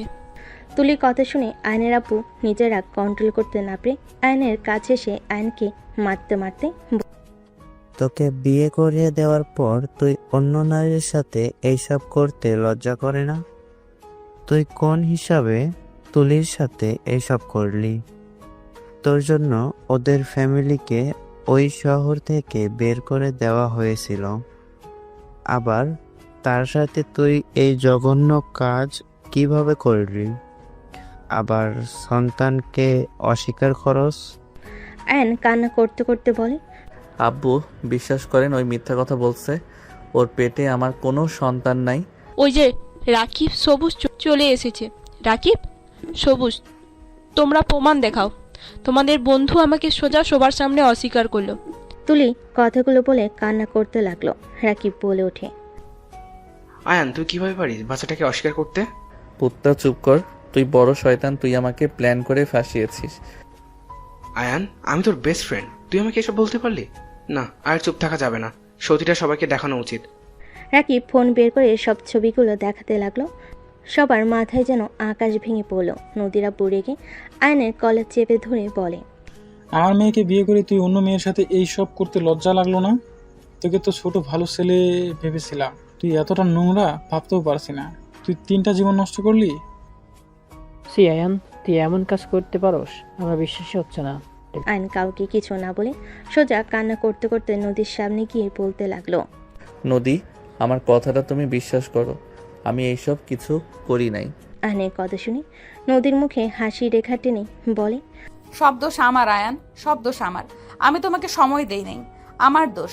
আমি স্ত্রী হওয়া সত্ত্বেও তোমাকে স্বামীর অধিকারটা দেই নাই। সব দোষ আমার, তোমার না। আমি যদি তোমাকে আজ তোমার অধিকারটা দিতাম তাহলে এমন কিছু হইতো না। নদী কথাগুলো বলে চোখের পানি ফেলতে লাগলো। আয়ন নদীকে বলতে লাগলো, নদী, আমি কিছু করি নাই। আমি তোমার জন্য পারফেক্ট না। আমি তোমাকে খুব তাড়াতাড়ি ডিভোর্স লেটার পাঠিয়ে দিব। তুমি তুলিকে বিয়ে করে নাও। বাচ্চাটা বাবা হারা কেন হবে? তোমাদের ভুলের শাস্তি ওই বাচ্চাটা কেন পাবে? রাফি, কাজে ডেকে নিয়ে আসো, আমি নিজে ওদের বিয়ে দিতে চাই। না, আমি এ বিয়ে করব না। নদী, আমি তোমাকে ভালোবাসি, অন্য কাউকে আমি বিয়ে করতে পারবো না। নদী, আমার পুরো কথাটা একবার শোনো। নদী, আমি সত্যি বলছি, আমার সন্তান ওর পেটে নাই, থাকবে কিভাবে? আমি ওর সাথে শারীরিক সম্পর্ক কখনোই করি নাই। এই আমাকে অনেকবার জোর করেছে, আমি ছলনা দিয়ে চলে এসেছি। নদী, দয়া করে আমার পুরো কথাটা শোনো। আয়ন নদীর পা ধরতে যাবে, নদী লাথি দিয়ে সরিয়ে দিয়ে দৌড়ে রুমে চলে গেল। নদী উপর হয়ে কান্না করতে লাগলো। আয়ন দরজা থাপড়াতে থাপড়াতে বলল, নদী, আমার কথা শোনো। নদী, ওরা আমাকে প্ল্যান করে ফাঁসিয়ে ওই ছবিগুলো তুলেছিল। নদী, আমার কথা একবার বিশ্বাস করো, ওরা যা বলছে সব মিথ্যা কথা। নদী, আমি তোমাকে ভালোবাসি, আমি অন্য কাউকে ভালোবাসতে পারবো না। নদী, তুমি তো পুলিশ। নদী, একবার ভেবে দেখো, আমি যদি ওর সাথে শারীরিক সম্পর্ক করে থাকি তাহলে সেগুলোর ছবি কোথা থেকে আসলো? আর সেইগুলো রাকিবের কাছেই বা কী করে? একটা মেয়ে যদি এত নিজের ইজ্জতের নিয়ে মাথা ব্যথা হয়, সেই মেয়ে কিভাবে অন্য পুরুষের ফোনে সেই ছবিগুলো রেখে দেয়, যে ছবিতে নিজের শরীর দেখা যাচ্ছে? আয়ান, তুমি এভাবে ওনাকে ব্রেন ওয়াশ করতে পারবে না। উনি বড়, উনি কখনোই ভুল অন্যায় প্রশ্রয় দেবে না। আয়ান, তুমি আমাকে ভালোবাসানো তাই বলে এভাবে আমার নামে বদনাম করো না। চুপ করবি তুই? তোর কথা শুনলে মাথায় আগুন ধরে যায়। খারাপ মহিলা তুই একটা। আমার স্ত্রী আমার কথা বিশ্বাস না করে তোর সাথে বিয়ে দিতে চাইলে দরকার হইলে আমি নিজেকে শেষ করে দিব। তারপরও তোর মতো মহিলাকে আমি বিয়ে করব না, যে মহিলা বিবাহিত পুরুষ জেনেও তাকে ব্ল্যাকমেইল করে নোংরামি করতে পারে। সেই মহিলা কত ভালো মানুষ জানা আছে। তুই কখনোই কারো ভালো মা বা বউ হতে পারবি না। খারাপ মহিলা, তোর দুইটা হাতে পায়ে ধরি, তুই তোর প্রতিশোধ কম তো নিলি না। এবার আমাকে দয়া করে মুক্তি দে বোন, তুই আর এই নোংরা খেলা খেলিস না। তুলি কিছু বলতে যাবে, হঠাৎ করেই নদী রুম থেকে বের হয়ে রাকিবের দিকে আসতে দেখে রাকিব কিছুটা ভয় পেয়ে গেল। আয়ন নদীর দিকে এগিয়ে কিছু বলবে, তখনই নদীর ছবিটা হাতে নিয়ে ভালো করে দেখতে লাগলো। নদীর ছবিগুলো দেখে বলে, আয়ান তো এখানে চোখ বন্ধ করে আছে, আর আয়ান তো প্রথমে ঠোঁটের দিকে এগিয়ে যায়। ওই তো নিচে থাকার কথা না? এখানে তো হুট করে ছবিটা তোলা হয়েছে, আমাকে আয়ান জোর করছিল। আচ্ছা, জোর করলে এই পিকগুলো কে তুললো? আমি জানতাম আয়ান এমন কাজ করবে, তাই আমি ক্যামেরা রেডি করে রেখেছিলাম। ক্যামেরা রাখলে এখানে তো ভিডিও হওয়ার কথা, আর ছবি তুলতে গেলে তো ডিম লাইটের আলোতে তেমন দেখা যাওয়ার কথা না। ক্যামেরাতে আলো জ্বলছিল। আয়ান যদি তোমার সাথে জোর করে ছবি ওঠার সময় আলো হইল, আয়ান তোমার ক্যামেরা ভেঙে না ফেলে আস্ত রাখলো কিভাবে? নদীর কথা শুনে তুলি থতমত খেয়ে গেল। রাকিব বলে ওঠে, আয়ান তখন নাকি একদম মাতাল হয়ে গেছিল, তাই হয়তো নেশায় বুঝতে পারে নাই। ও, এটা হতে পারে। নদী, ওরা সেদিন আমাকে জোর করে ড্রিঙ্কস করিয়ে দিয়েছিল। আমার যতটুকু মনে আছে, আমি ড্রিঙ্কসগুলো করার পর আমার অনেক ঘুম পাচ্ছিল। পাশের রুমে গিয়ে শুয়ে পড়ছি। সকালে উঠে দেখি তুলি কান্না করছে। নিজের দিকে তাকিয়ে দেখি আমার শরীরে কিছু নাই। আয়ন এক এক করে সবকিছু খুলে বলতে লাগলো। তুলি রাকিব বলতে লাগলো, সব মিথ্যে কথা ম্যাম, আয়ান মিথ্যে বলছে। সব বুঝলাম, ওই মিথ্যা বলেছে। ওইখানে যে রাকিব সবুজ ছিল, এইটা তো বললে না? ওই তো ছবির আয়নাতে রাকিবকে দেখা যাচ্ছে। রাকিব ছবিগুলো তুলছে, এখানে মিথ্যা কেন বললে? নদীর কথা শুনে তুলি কাছে এসে বলল, কই দেখি। তুলিকে ছবিটা দেখাতেই নদী ফোনের দিকে তাকিয়ে দেখে তুলের চুলের মুঠো ধরে 7 পাক দিতে লাগলো। রাকিব ভয়ে বলে ওঠে, আমি আসছি, তোদের সমস্যা তোরা বুঝে নে। রাকিব চলে যেতে নিবে, তখনই রাফিকে ইশার কোলে রাকিব সবুজকে ধরলো। তুলি নদীর হাত ধরে বলতে লাগলো, ম্যাম, আপনি কিন্তু অন্যায় করছেন। আমার পেটে বাচ্চা আছে, এভাবে আমাকে ঘোরাবেন না, আমার লাগছে, চুল ছেড়ে দিন। তুলির কথা শুনে নদী তুলির পেটে হাঁটু দিয়ে গুতা মেরে দিয়ে চুল ধরে মুখে থাপ্পড় মেরে বলল, আমি ওর স্ত্রী হওয়া সত্ত্বে ওই আমাকে টাচ করার সাহস পায় না, আর সেখানে তুই পরনারী, তোকে ওই জোর করবে, তাই না? ফাজলামি করস? আমাকে টাচ করা কত সহজ, ঘুমের ভেতরে কখনো সুযোগ নিল না। আর তুই কি পড়িয়ে এসেছিস রে, যে আমার স্বামী তোর রূপে পাগল হয়ে তোর সাথে শারীরিক সম্পর্ক করবে? আর এখানে দেখা যাচ্ছে 4 মাস আগের ছবি। 4 মাসের মধ্যে বাচ্চার মা হয়ে গেলি। নদী কথাগুলো বলে মারতে লাগলো। পুলিশ আসলে নদী রাকিব আর সবুজকে মারতে লাগলো। সবুজ কান্না করতে করতে বলে, আমি কিছু করি নাই, সব রাকিব তুলি করছে। আয়ান তুলির সাথে কিছু করে নাই। তুলি রাকিব প্ল্যান করে আয়ানকে সেই দিন রাগিয়ে দিয়ে পার্টিতে নিয়ে গিয়ে ড্রিঙ্কের সাথে ঘুমের মেডিসিন দিয়ে ঘুম পাড়িয়ে এইসব ছবি তুলে সবুজ আস্তে আস্তে সব কিছু সত্য বলে দিতে লাগলো। সব শুনে নদী রেখে সাথীর মাথায় পিন নিয়ে তুলির ঠোঁটের একের পর এক আঘাত করতে লাগলো আর বলতে লাগলো, আমার স্বামীর ঠোঁট খাওয়ার খুব ইচ্ছা, তাই না? নে, কেমন লাগে? তুলি ব্যথায় চিৎকার দিতে লাগলো। নদী তুলির হাত ভেঙে দিয়ে বলে, আমার স্বামীকে এই হাত দিয়ে জোর করে ধরেছিলি, তাই না? নদী আরও মারতে যাবে, পুলিশের সদস্যরা জোর করে 3 জন ওকে নিয়ে চলে গেল।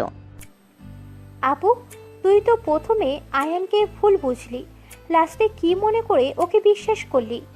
আমি রুমে আমার লোকদের ইনফর্ম করে দিই, কখন কি করছে সব ফুটেজ থানায় চলে গেছে। সেলুট ম্যাম, আপনি আসলে বুদ্ধিমান। নদী আয়নের দিকে তাকিয়ে সজোরে থাপড় মারতে যাবে, সাথে সাথেই আয়ন নদীকে জড়িয়ে ধরে কান্না করতে লাগলো। নদী রেগে ধাক্কা মেরে দিল। নদী আয়নকে কিছু বলতে যাবে, নদীর আব্বু বলতে লাগলো, নদী ছেলেটাকে বকাঝকা করিস না, অনেক ভয় পেয়ে গেছে।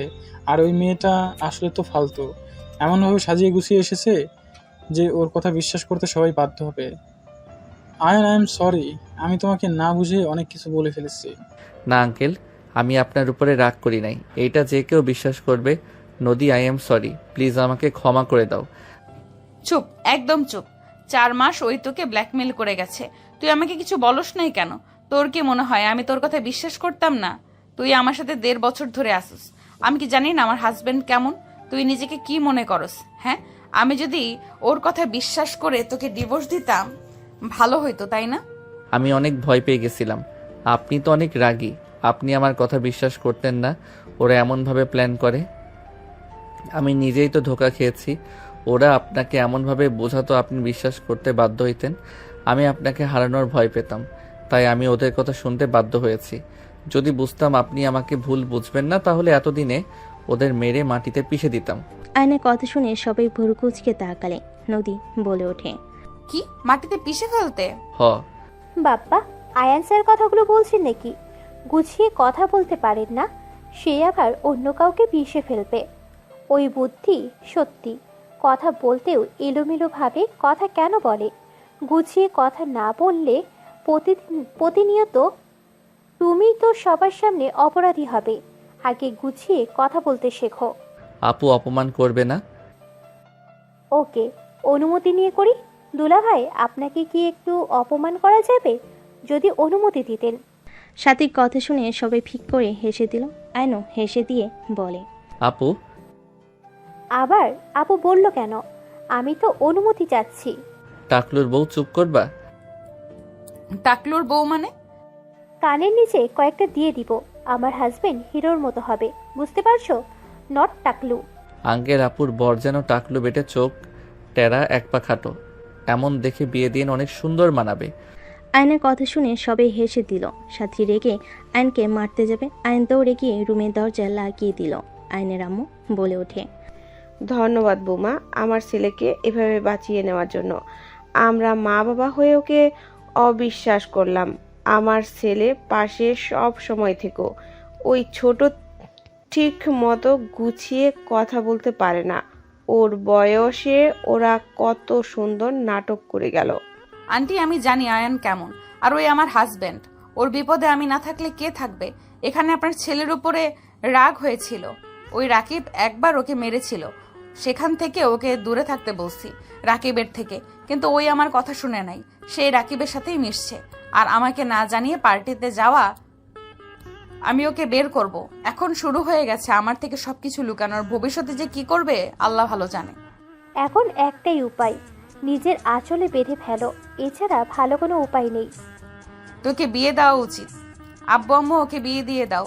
ওই মেয়েকে তো দেখলে কি অবস্থা। আমার রূপাকে ভেবে ওকে রেখার কোনো দরকার নেই। বিয়ে দিয়ে ঘর জামাই রেখো ওর জামাইকে। হ্যাঁ, তাই করব। আর রিস্ক নিতে পারবো না, ওই মেয়েটাকে দেখে ভয় চলে আসছে আমার। সবাই মিলে কথা বলতে লাগলো। আয়ন গোসল করে দরজা খুলে খাটে বসে থেকে ফোন হাতে নিল। নদীর সাথে ভিতরে ঢুকে বলল, ওই আবার ফোনে কার সাথে কথা বলো? ওদের ব্লক করে দিচ্ছি। রেডি হয়ে নাও, বাসায় চলে যেতে হবে। আপুর তো ছুটি, তোমারও। বাসায় যাবে? হ্যাঁ, রেডি হও। আমি শুধু শার্ট প্যান্ট চেঞ্জ করবো, আপনারা রেডি হয়ে নেন। সাথী নদী রেডি হতে লাগলো। আয়ন ফোন থেকে সব ছবি ডিলিট করতে লাগলো। রাকিব সবুজের সাথে সব ছবি। নদীর সাথে রেডি হয়ে গেলে আয়নকে বলল, আয়ান আমরা রেডি, তুমি তাড়াতাড়ি হয়ে নাও। আমি লাগেজ নিয়ে যাচ্ছি, তোমরা আসো। সাথী চলে যেতেই আয়ন নদীকে দেখে হাঁ হয়ে গেল। নদী কাছে এসে সোজা ঠোঁটটা নিজের দখলে নিয়ে নিল। শাড়ির আঁচলের ভেতর দিয়ে আয়ন নদীর পেটে হাত দিয়ে নিজের সাথে জড়িয়ে নিলে নদী চোখ বন্ধ করে ফেল। হুট করে রূপা ভিতরে ঢুকে পিছনে ঘুরে বলে, বাসায় যাওয়ার সময় কেউ রোমান্স করে নাকি? বাসায় গিয়ে যত ইচ্ছে করো, সবাই ডাকছে। রূপার কথা শুনে নদী লজ্জা পেয়ে গেলে আয়নকে সরিয়ে দিয়ে বলল, ফাজিল কোথাকার, ছাড়ো। কথাটা বলে আলমারি থেকে শার্ট প্যান্ট বের করে দিয়ে চলে গেল। আয়ন ফ্রেশ হয়ে রেডি হয়ে নিল। রেডি হয়ে সবার সাথে বের হইল। আয়ন নদীর কোমরের দিকে বারবার চোখ যেতে লাগলো। নদী আয়নের লজ্জামি করা দেখে ভুরুকুচকে তাকিয়ে থাকলে আয়ন অন্যদিকে তাকিয়ে থাকলো। নদী মুচকি হাসি দিয়ে ওর হাত কোমরে রাখলে আয়ন চমকে গেল।